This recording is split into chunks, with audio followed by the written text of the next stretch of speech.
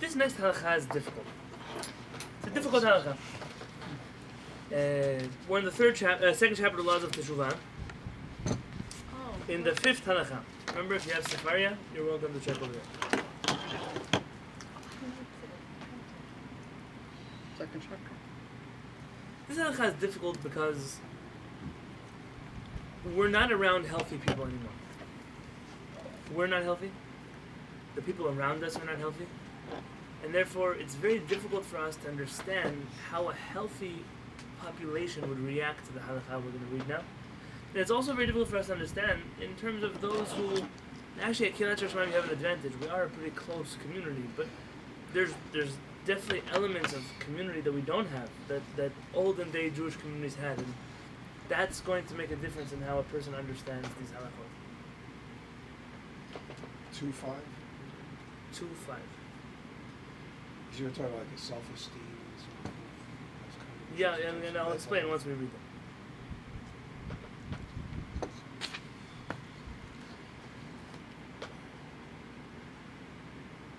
V'shevach gadol lashav.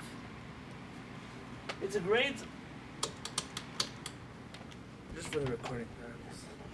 V'shevach gadol lashav. It's a great praise for the one who is shav, who is a returning. Sheyitvadeh barabim. That they should confess to their averot publicly. V'yodia pisha'av lahem. And that he should notify them of his wrongdoings. Umgale averot shebeino leben chavero la'acherim. And he should reveal the averot that he did to other people.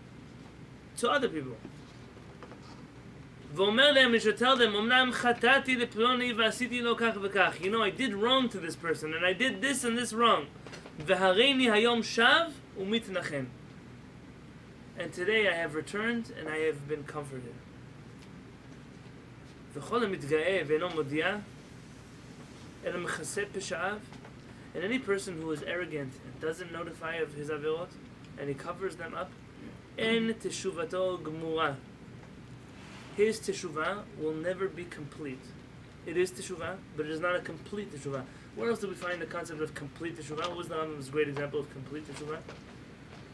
They actually change names and... No, those are things you do to get teshuvah. What is a complete? The Rambam uses the word earlier in this chapter. When you admit it, you say not do So it that's again? how You to don't do do it. it again. What? You don't do it again? Don't do it. When you're in the position... No, I think I want. When you're in the same place, in Oh, the same okay. time, in the same yetzer, in the same situation, and you don't do it again, that's a complete teshuvah. It doesn't mean that someone who wasn't tried again did not do teshuvah. It means there's an extra completion here, a closing of a circle that happens. The same thing here. So you're tempted with the same thing again. Correct. Now we say here, Shnema mechase peshav lo yatzliach. We said in Slichot Modeh v'ozev yerucham. Someone who covers his avirot will not be successful, and he who reveals them and confesses them will be forgiven. That's what we say in Slichot. B'mid dvarim amurim. When is it said that you should go around telling people that you did avirot? Ba'avirot sheben adam lechavero. These are avirot which you did wrong to other people. They're avirot that involve the public. They involve the people that you're talking to here. But the avirot between a person and Hashem, he should not reveal himself. And it's actually considered a brazen thing if you tell people the things that you did wrong to Hashem. Rather, you ask forgiveness in front of Hashem.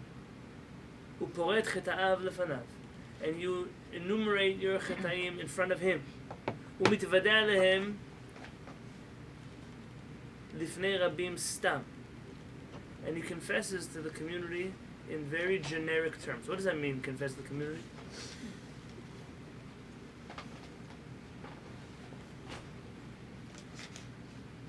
A person changes their lifestyle around. They go, oh, do we eat kosher today? Oh, Hashem, today a shav. I did teshuvah. That's generic. Meaning, yeah, I don't care. Yesterday was yesterday. I don't have to tell you what I did yesterday. But today, just know that I'm a different person. I don't have to tell anybody anything more than that. V'tova hi lo shelo nitgale avono, and it's a favor that Hashem does to him not to reveal his avirot. Shemar.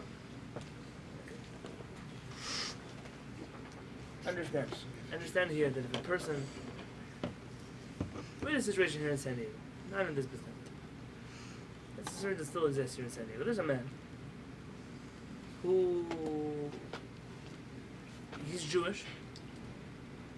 In fact, he has children that are HaShamayim, that are people who believe in Hashem. I'm not here to say otherwise. He himself is a Christian missionary. He wears a kippah, he wears tzitzit, he reads the Torah, he leads services, and in the Jewish circles, they know him as a Jewish guy. In the Christian circles, they know him as a reverend. He makes a lot of money from this. He's a very slick talker too. In the sense that, you think I'm a Christian? Really? You think I just do it because I do tours to Israel, I make money that way. Don't accuse me of being a Christian. The problem is that he himself wrote a book about his journey from being an Orthodox Jew to a Jewish Christian.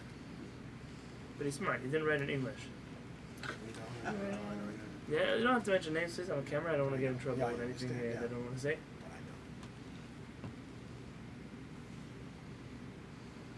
People go to Israel to study from him.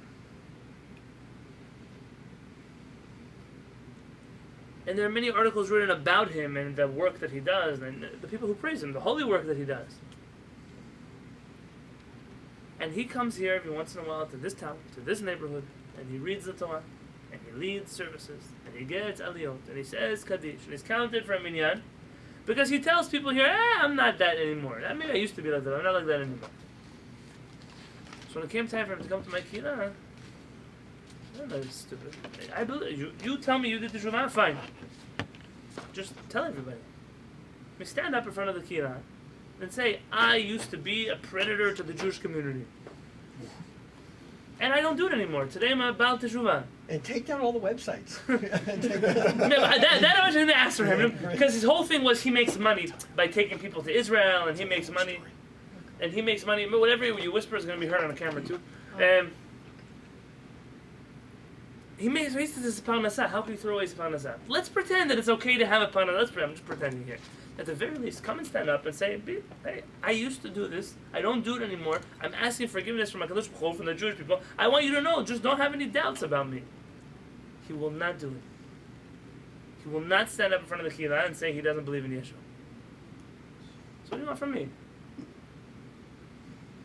Back in the day, this was one of those things that was used against me. Fanatic rejection of a person from the Jewish community. I don't think it's so fanatic to reject a person who...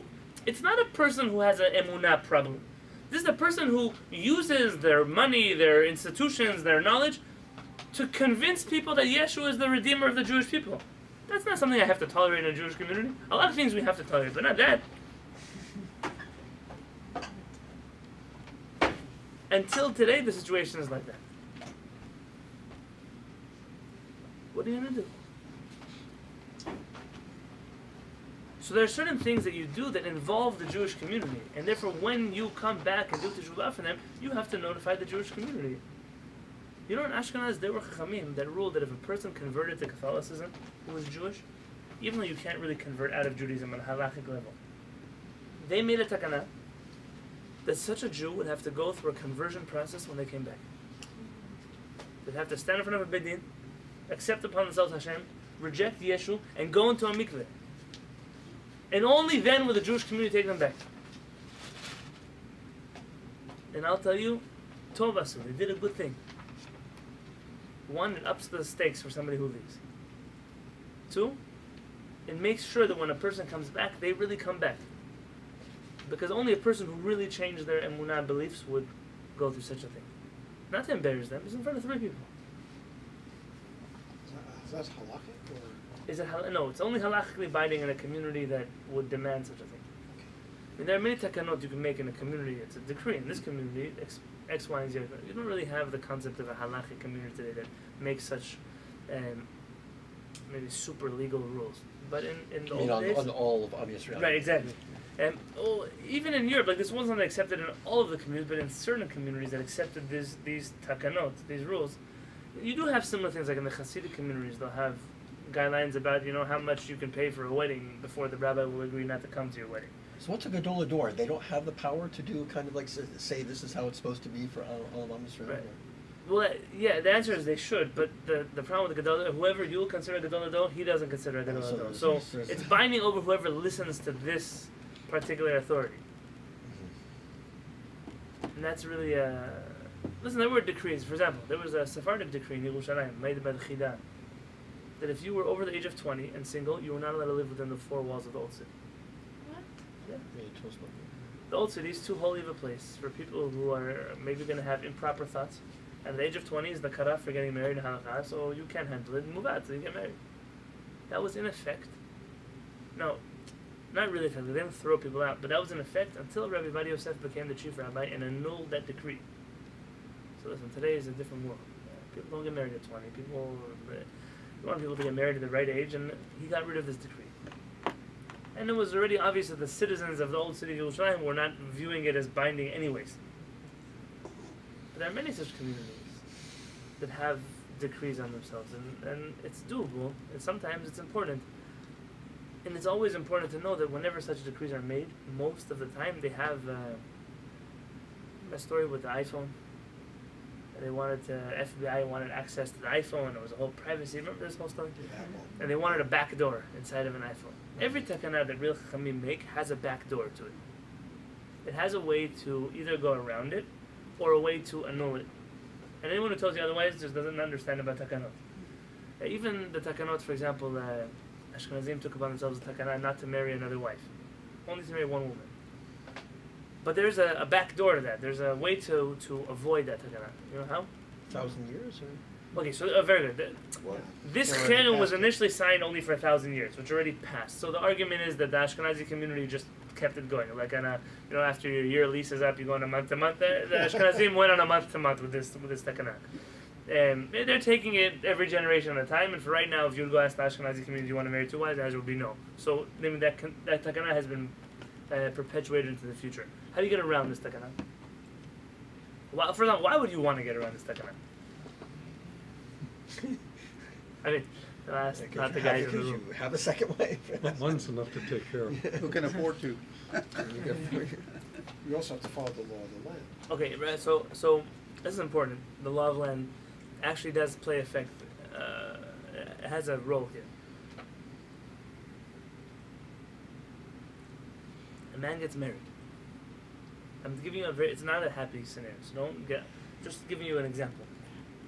A man gets married to a woman, and he has 6 children with her. And by the 6th birth, she goes to a coma. God forbid. And he's by her bedside, and he's trying to pray for her and help her, and doctors, and they go to this institution, that institution. 1 year goes by, 2 years go by. There's a certain point, in which he wants help raising his children. He can't do this alone. He doesn't have a support system. 2, 30 years have passed. He finds himself 30 years and single. Why? Because he can't give a get to a person who can't accept a get. And he's not doing this out of cruelty to her. For all he knows, she doesn't really comprehend the situation right now.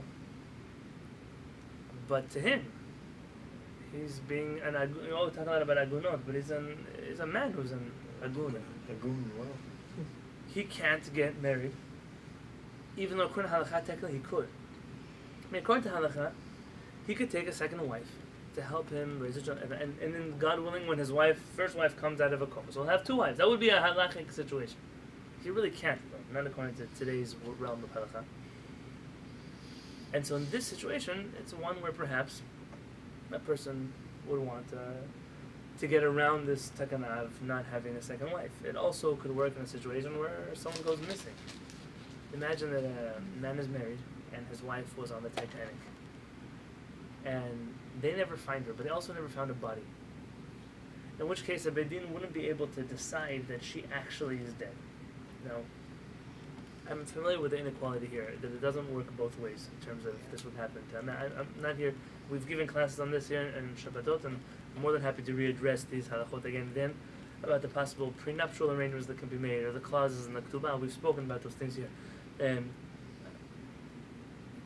now this man he doesn't have a wife. She's somewhere in the middle of the ocean. But he can't get remarried either, because according to the Takana, he can't get married.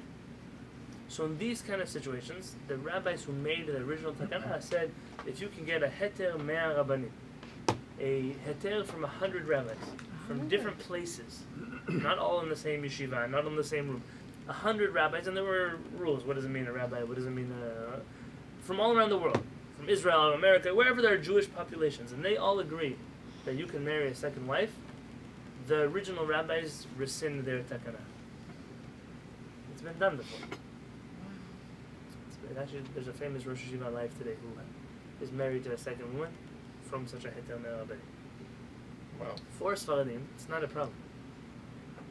Technically, it's a problem. The ketubot that we write today, in my ketubah that I write for a couple, it says that this man lo yinashadech v'lo yinaseh isha acheret. I will not marry a second woman. Ki im birshut bet din hatzedek, unless he receives explicit permission from the bet din. There's an ambiguous language, by the way. Which bet din? Who's bet din? I'm aware of that also. But meaning, instead of running around to find 100 rabbis, he would have to find a competent bet din that would allow him to take such a move. There are other things that we write in our ketubah that are not halachically necessary. When I marry a couple in Israel, I write in the nosach that he can't leave the land of Israel without her explicit permission. There's something that he needs permission to be able to leave the country for. But it's also grounds later on for a divorce. If a man wants to leave the country, his wife wants to stay, these are things that we take to the Viduy. And how did I get to all these halachot from here? Communities and the rules, and someone who's a believer in Yeshua, and it comes back to the Jewish community. In a healthy Jewish community, understand the word healthy here is of paramount importance. When a person does a chet, we all felt it. Wow, we're hurting because someone of us is doing something wrong. And when it comes time for them to do teshuvah, part of their teshuvah process is not just being straight with Hashem, but clearing the record with those people they want to return to. It's kind of like if you did something wrong in your family, and you at a certain point you want to be able to show your face again at Thanksgiving dinner. So you have a conversation with them beforehand. I know that I messed up. I knew that there were years that I want to come back, and I need to call every person that's going to come to this dinner to make sure that I don't show up and whatever might happen at a family dinner. It's the same thing would have happened in a healthy community also. The person, I want to come to the atmosphere again, but I need your support to do it. I need to know that you're still not judging me, that you're not suspecting me anymore of doing avirot that I used to do. And I'm telling you, this was my journey. I did avirot. I'm aware that I did this. I know that I hurt myself, and I hurt Hashem, and I hurt but now I'm back. I'm a shav. What do you want from me? And that's where the halachot that you've heard before don't remind a person who did teshuvah what they did in their past. What does it mean? Now that a person is back, you have to believe in teshuvah also. If a person truly did teshuvah and they were accepted by the community, they did teshuvah, it's over. You cannot bring this up again. I tell you, people do not believe in teshuvah. Think about how many times a spouse fights and something you already made up about 10 years ago comes up again. So you didn't really make up. But if it still exists, it's not gone. But it's human nature that things don't disappear. I'm not blaming one spouse over the other spouse why things don't go away. But the concept of teshuvah is, once I did teshuvah and we've accepted to be friends again, what was in the past is no longer fair game to bring into the conversation. It's hurtful to do that. It's also a means of control. Absolutely. Like even if you don't feel anything about what happened before and you have really forgiven the person, you have something over that person For that sure. they did you in the past. How many times do you hear people, forgive me that I'm just, I know the way the community works. Oh, I knew them before they kept kosher. You ever heard that before? Like stupid things people say like that? Oh, you meet a married couple. I knew her before she was married. What are you trying to, when you say that statement, what are you saying? You're telling a person's spouse, like, I knew them before you did. There's a certain kind of control you're levering on a person. There's also a certain level of embarrassment of, I don't know what you remember, but I don't know why you're bringing it up right now. Like, what are you trying to say? What are you trying to do right now? Some people do because they're stupid, not because they're malicious. But stupidity is also a malicious thing. You chose to be stupid. It's not, you don't have to be. It's definitely unsmooth. For sure. But you see this a lot. You see this by many people. I've even seen people say, "Oh, I was his mashpia." You ever heard that word? I was their tour guide back to the Jewish fold. What are you? Rav Uziel. If you look in the commentary of Rabbeinu Ovadia of Bartanura, it says that you have to be, what is it? B'makom she'en ish yishdar yot ish. You should, wherever there's no person, you should be that person. And it says that you should always work with the tzibur, with the community, always help them, and remember that zechut avot, that their merits of their fathers is what protects them. Says Rabbeinu Ovadia of Bartanura, and Rav Uziel expands, if I recall correctly. He says, you help people. People come back to the fold. He says, don't consider that you did anything. What are you? You're just a nobody. You're Hashem's pawn in this world, that you activated some kind of previous zechut this person had. A person doesn't get close to Hashem if they don't have the merit to get close to Hashem. So you activated through whatever, you got them back on the track that they were supposed to be on in the first place. It has nothing to do with you. And then it says there, and Hashem will consider it as if you did. That's what it says in the Mishnah Pekevla. Meaning, even though you did nothing, Hashem will give you a zechut. But don't you dare walk around pretending that I was the reason why somebody else did X, Y, Z.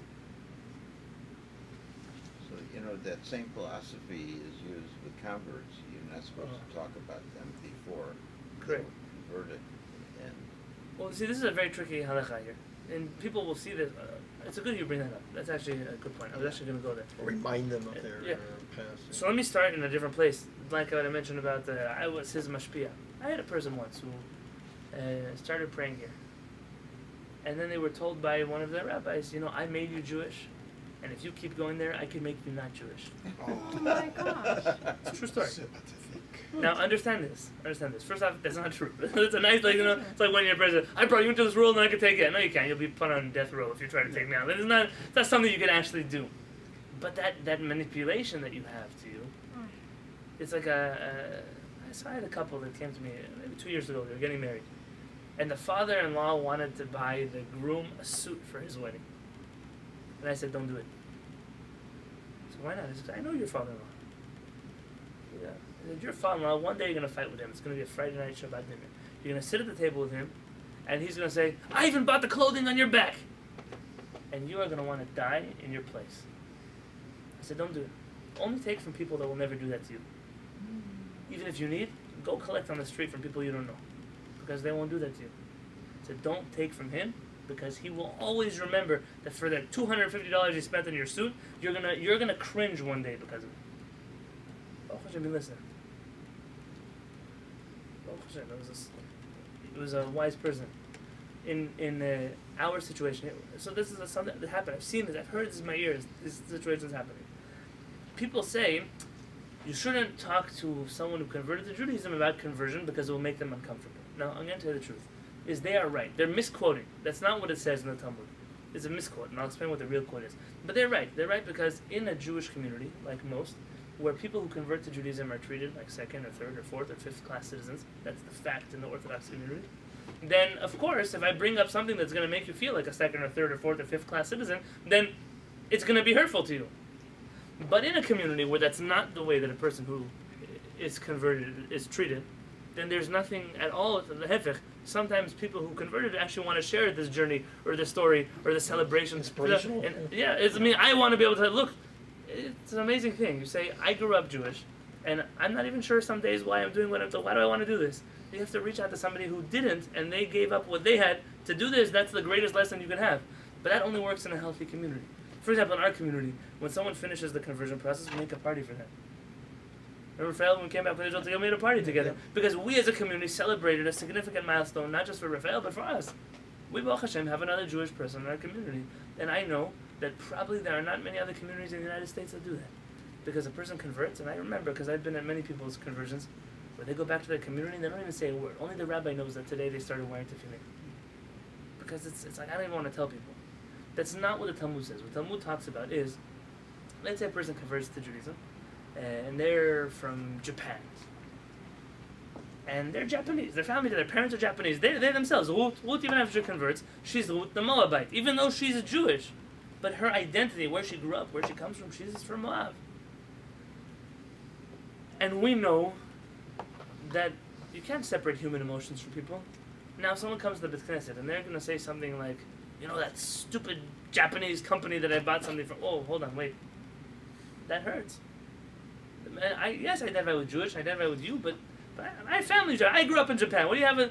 There's something there that is very personal, and our rabbis say even until 10 generations, people identify with where they come from. And not that you should ever say bad things about Japanese people. That wasn't the point of it. But there's an extra level of sensitivity one has to have when discussing places where other people come from. It can happen in the Jewish world too. When I got married, there are certain, like family jokes you have that go on. Either they're about other kinds of Jews, or it could be Ashkenazi, Sephardic jokes. And then you realize, wait a second, hold on, my wife is Ashkenazi. And even though she knows I'm not talking about her, but it's hey, you're still talking about something that I identify very strongly with. And I can't say that was not a learning curve. Maybe it's improper to do those things anyways. It's not the point. The point is you're now with someone that this is an issue that you have to be concerned about. And anyone who doesn't go out on a limb. I have a student of mine. He's Jewish and he's black. And there are people, I've heard people say, oh, yeah, but you're not really black. What do you mean? He's really black. Like, this for real, really black. It's not a joke. How can you say such a stupid thing? So patronizing. But this is exactly what Chachamim were trying to avoid, is this patronization of another human being. And it's not allowed. And in general, it's not allowed, but especially when a person is a shav. So they went through a lot to reach the place where they are right now. And you are going to cash in on that, you're going to hurt them with that. This is not allowed. It's a prohibition. And that's why I'm telling you that this could only exist in a healthy community where when a person comes back, wow, we're celebrating your return. But a person comes back and that's going to ruin their reputation, then you have to seriously question if this is a proper approach for a person. And it seems to me, I haven't actually seen a book which discussed this specific issue, but it seems to me that the Jewish community kind of accepts that even avirot that you did privately between you and other people don't need to be brought up with other people. You know who's asked this question? Rabbi Yonatan Halevy. And you might not actually like the answer to this question. I don't even know that I agree. It's a question that's been brought up. It's a very interesting thing to learn Rambam, because Rambam doesn't have this divorce that other people have. Halakha and philosophy, it's all a wholesome Jewish picture. So actually we're having a class and I see we're learning halakha and musar at the same time. This is what we're doing right now. So these are halachot of Teshuvah that involve musar aspects to them. What was it telling right now? What's that?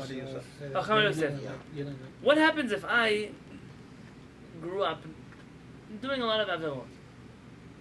I was a college student and gave me a great party school. I was there and I had a lot of fun. And Baruch Hashem, it's been 6 years. I've been in yeshiva. I'm learning. I got my act together, and I'm going out on a date. A shidduch date with a nice girl from a Jewish family. How much of our past do we have to share on a halachic level? Listen to the question I'm not answering. The question I'm not answering is, how much does a married couple have to share with each other about things they might not want to bring up from the past? It's not only a halachic question, that's also an emotional question. Every couple knows what it is they can bring up and can't bring up.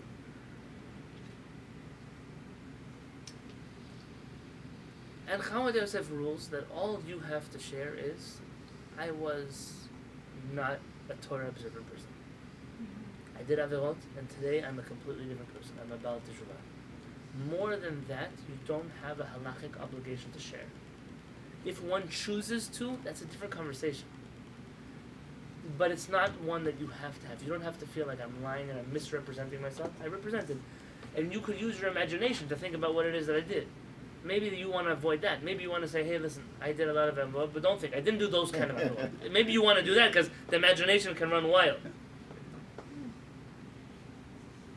But I find it already there, and I'm certain that if I would go back and look into his writings and see what exactly caused this conversation, this question, it might have to do with this halakha. About how much do I have to share with a person that I don't know how they'll treat that information. This comes up in a lot of different things, especially when it comes to dating. How much of our medical history do we have to share with each other? And at which point in our dating process, there are different opinions here. There's no right or wrong answer. You can share everything up front, and the chances are you're going to scare somebody away before they even know you. You could share everything a little bit later, before things get too serious, but then you're at risk of, when were you going to tell me that? Like, you already hooked me in, and then you're dropping this load on me? That's not fair. Either way you go, there's going to be no right or wrong. It's really dependent on the person. I have a question. Yeah. Going back to the conversion. Dan and I were discussing this earlier, because part of a case where someone had to promise the Beit Din that they would go to Minyan morning, afternoon, and night. Can a Beit Din actually get a netter from somebody to do that?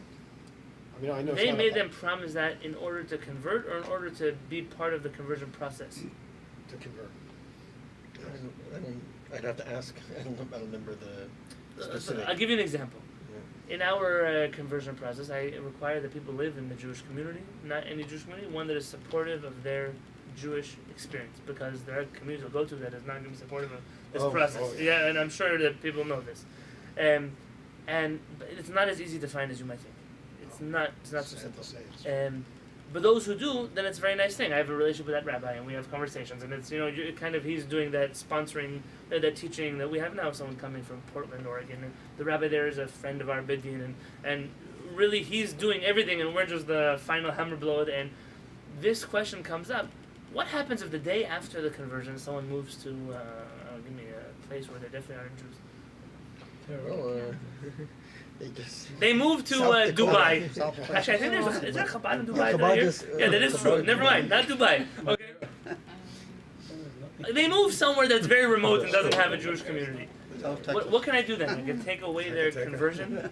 You can't do such a thing. Once a person is Jewish, they're Jewish. And what I ask for a person to promise, I don't ask anyone to promise me anything. My job is at that moment, in that place and time, is to see, is the person representing themselves to us genuinely? And if they are, that's all we need to know. And if they're not, then it doesn't make any difference what they promise us. It's not going to help. Which is why when I come across dishonest people, in general, I'm not going to work with you. But I can't trust you. How could you uncover someone like the pastor you're talking about if they That's came a to you? fantastic question, and that's the reason you should know. When we say in halakha that hakol lefi ra'ot einei hadayan, this is Maran's conclusion in the laws of conversion, and that is there are no halachot really. It's a crazy thing. You don't have this anywhere else in halakha. Maran says everything is dependent on the eyes of the judge in the bidui. So if a dayan says, listen, I'm going to wait 20 years to see what happens here, he has the prerogative to do it. It's within the dayan's jurisdiction. And if a dayan like Hillel, Shammai pushes someone away, he had the right to push them away. Hillel also had the right to do a conversion in 5 minutes. And what this was, how did he do that? What did he know? He doesn't even know who they are. He says because Hillel felt when he met this person that this person was interested in going on this journey, that even though he would convert them now, that he knew that in a year from now they would still be on this journey and still be growing. That is a halakha that people don't... I mean, I don't have complaints on the rabbis that take forever. The complaint is, you can't stop us from doing things the way we do things. This is literally one of the most subjective areas of halakha. How would you find out? It's the reason why we ask people to learn a lot and to be part of a community. And there are certain conversations you have that if a person... It's like the blessing that we added in the Siddur for the minim, for those heretics that don't believe in Hashem. Nobody's going to curse themselves. Right? At least not a person who really cares about what they believe in. They're not going to curse themselves in public. And that blessing was made so we wouldn't have a shliach tzibur, we wouldn't have a chazan that was not a believer but was cursing themselves in public. They wouldn't do that. And that's kind of we have conversations that if a person really was deceptive, they wouldn't be able to be so comfortable in that scenario. In that type of creative interpretation of halakha, of course, the din, the dayan of the Beit Din is taking on a great responsibility. Absolutely. So I take responsibility for this decision in this person's life, doing so. Correct. I mean, Hashem has literally given 3 people the ability to make a person go through 5,778 years of Jewish history in 1 minute. I mean, we are the gatekeepers of those people who are becoming Jewish. That's absolutely, and it's a tremendous responsibility. The flip side of making it so difficult that nobody ever joins the Jewish people is also a tremendous responsibility. And we find more precedent in halakha that those who make it difficult are actually viewed negatively in halakha than those who are easy. Meaning, you don't find any sources that discuss that Hillel was a bad rabbi for doing what he did, and all the sources discuss Shammai's strictness as being a problem. You don't find any sources that discuss, there's a famous lady, Timna. You know who Timna is? Yeah, right. Yeah, that's a very... One of the Timna comes to convert to Judaism, and when our forefathers reject her, she married Eliphaz, who's like the descendant of Esau. Haman comes from her. The Amalek, this is their grandparents. And our Chachamim say that everything that Amalek does to us is because we refuse to convert him now. These are the sources you have in the Talmud. So when you look, what are Chachamim's attitude to conversion? This is Chachamim's attitude. Is err on the side of caution of doing as opposed to pushing away. It's not what's taught today in the street, but it's what halakha says. And this is so that goes back to how does a community, and again that goes to, is this community a healthy community or not? And every person has to know which community they're a part of. We got a phone call a few years ago from a person who was single and wanted to wear a head covering. Is there a halachic precedent for that? The answer is yes, of course there is. A Sephardic woman 2,000 years covered their head when they were single. But I know the community you live in. And if you were to do that, your chances of being a member of this community and ever getting married in this community and having your kids go to school in the community is a pretty ugly place. And maybe it's the wrong place to live, but for whatever reason they're in that community, and I have to advise you not to do what it is that you want to do. And I shouldn't really have to, but this goes back to last night's conversation. Whoever's more violent wins. This is the bottom line halakha. And it's unfortunate, but that's the way that it is.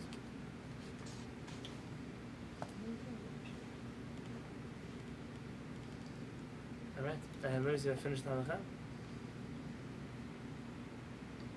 God willing, next Monday, Rambam is going to switch gears to talk about Rosh Hashanah, Kippur, the tenets of Teshuvah, and how Teshuvah changes in the extra level of awareness there is to Teshuvah inside of this time period that we're in right now. God willing, and we'll do that next Monday.